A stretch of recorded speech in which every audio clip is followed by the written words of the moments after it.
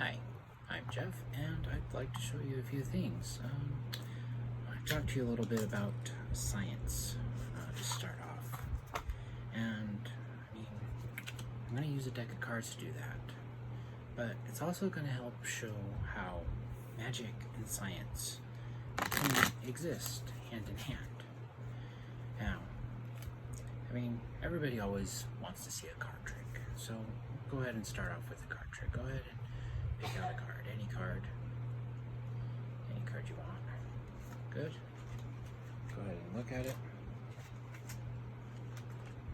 I'll look away.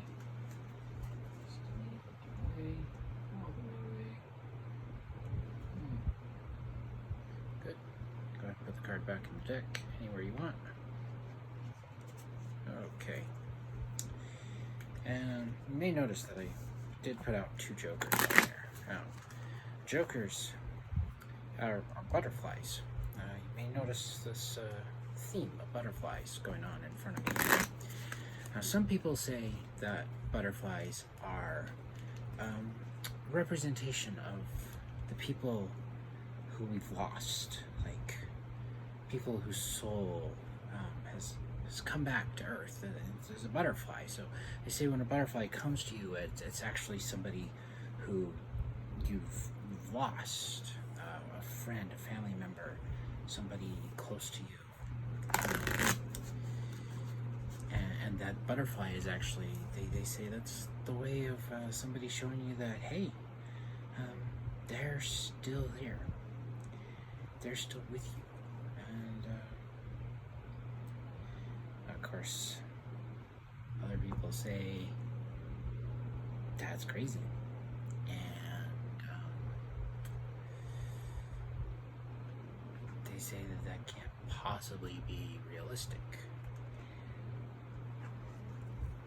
So that would be magic, if that's the case. Science tells us that butterflies are formed after a caterpillar forms a chrysalis around itself and then dissolves. And then a couple cells that don't quite dissolve all the way, they do these things where they create new eyes and wings, and then this butterfly bursts out of the cocoon. And it's a very gross process. If you ever look into it, don't look into it. Trust me, you're better off not knowing. Especially when those cells start getting active before the caterpillar is ready, and you all of a sudden end up with a caterpillar that has extra eyes that have no purpose whatsoever. This is ridiculous. Now, my butterflies are the jokers, and that is because they assist me. Right now, the jokers are the only ones who have seen your card. And now, yes, you, what? No. Yes. No. Stop it. No. Wait, you're both talking at the same time. Yeah, you're confusing me. One at a time. Here, let's put you both at the same ear. And tell me what the card is. You had your eyes closed.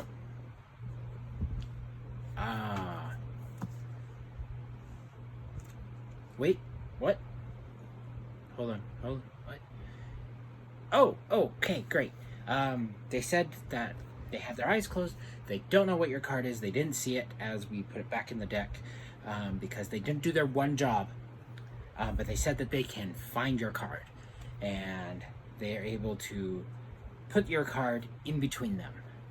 And you gotta keep a close eye on it because it happens fast. It happens on the count of 1, 2, 3. There we go. Their card is in between them. No? No? Not good enough? Okay,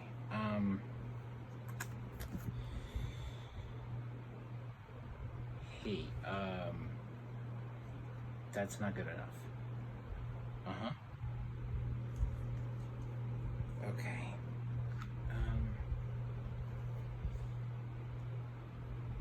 They said something kind of rude.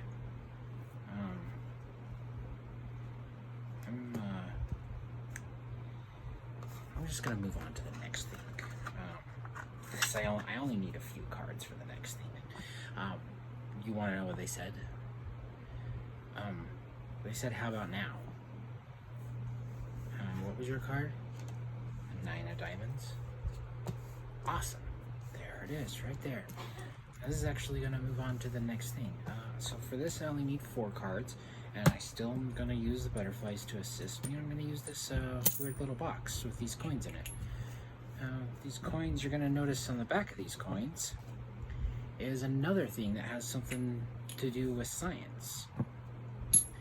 Actually, is the Apollo 11 mission patch. You can see the Earth up here in the sky, the moon down here, and the eagle landing on the moon. This is the mission patch that the Apollo 11 astronauts wore on the moon landing.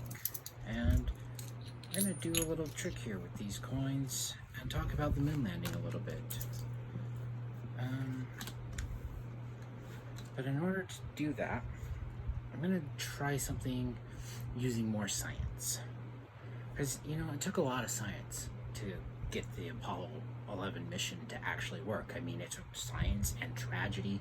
And right now, I'm going to use science. What we're going to do is I'm going to turn my back. You're going to mix up the coins and the cards in the box. And then I'm going to turn around and I'm going to find the coin inside the box. Okay? Ready? And no. That's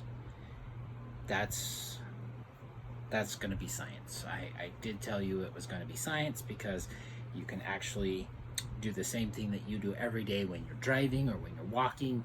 When you get out of bed in the morning, actually, you know, you avoid stubbing your toe on that thing you left on the floor.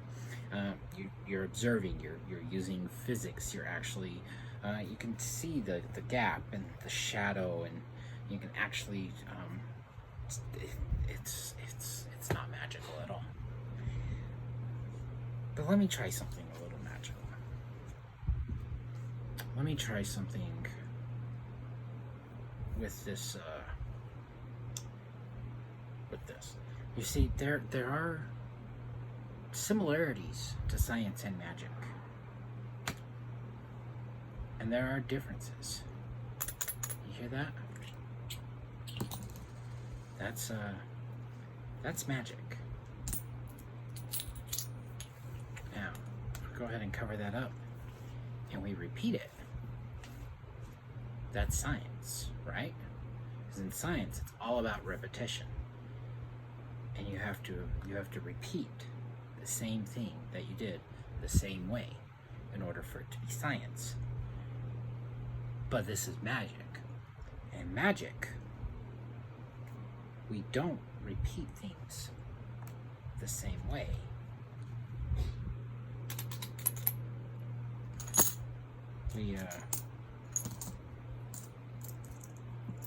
We do things a little different each time. You know, the whole never repeat the same trick twice thing, right? So, let's go ahead. Let's prove that this is really magic. What I want you to do is I want you to go ahead and look under that card. Go ahead. Look under that card. Look under the card. Look. No.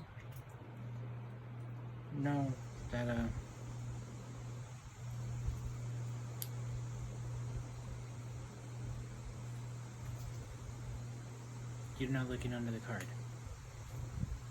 Because there's nobody else here. She didn't look under the card.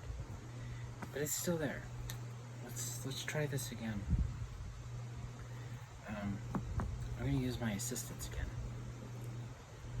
And hopefully, they'll have their eyes open this time and be doing their job.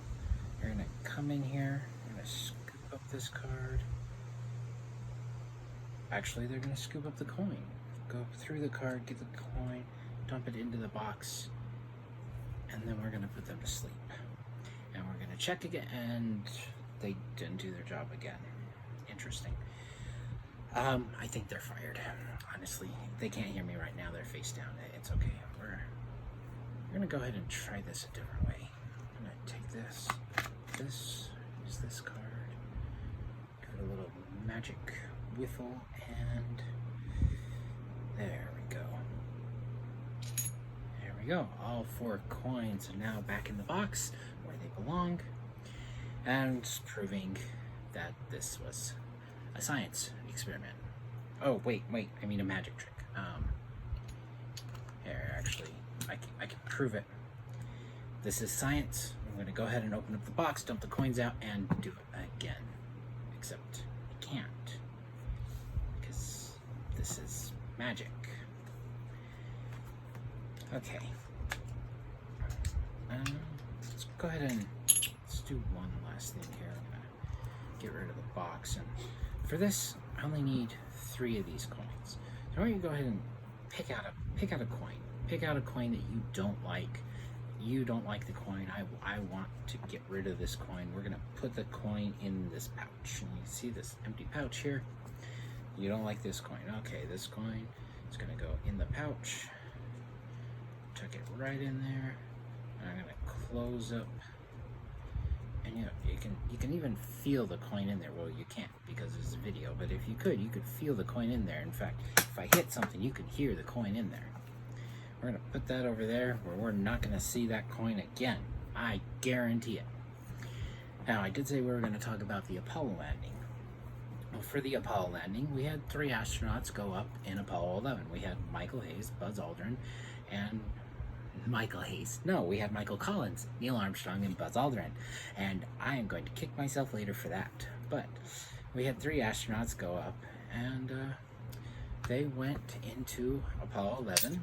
They blasted off from Earth, went around, and turned around, docked up with the lunar lander, turned back around, shot off towards the moon, and eventually they would have to separate. We had 2 astronauts who were double checking the lunar lander, and we would have Michael Collins here. He was in the command module, and the command module would be stuck orbiting the moon. And I mean, really, he didn't land on the moon, and I'm talking about the moon landing. But as we'll find out, even though we have 2 astronauts in the lunar lander here, it does take 3 astronauts to land on the moon.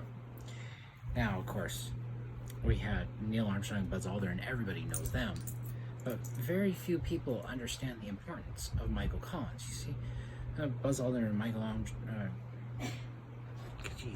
Buzz Aldrin and Neil Armstrong would drop onto the lunar lander, and Michael Collins would be left all alone.